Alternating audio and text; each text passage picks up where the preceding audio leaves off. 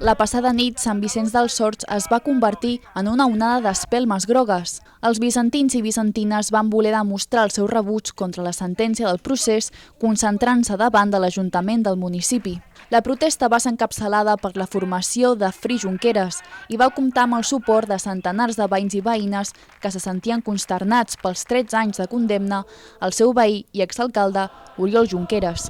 Es que no hay palabras para lo que es Oriol y los otros, vamos, pero por la parte que nos toca, Oriol es el papa de todos nosotros, el que nos lleva de buena fe, nos hace ir de buen camino. Integrants de l'entitat Free Junqueras van protagonitzar un discurs més que crític envers el dictamen de la Fiscalia. Asseguren que la sentència és humiliant i té forma de venjança contra el poble català.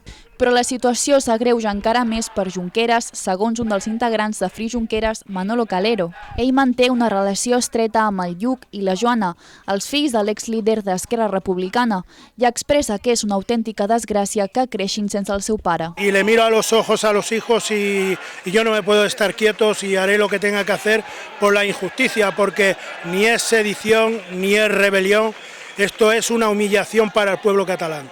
Els bizantins han reclamat la llibertat dels presos polítics, tot assegurant que continuaran manifestant-se mentre es mantingui la sentència.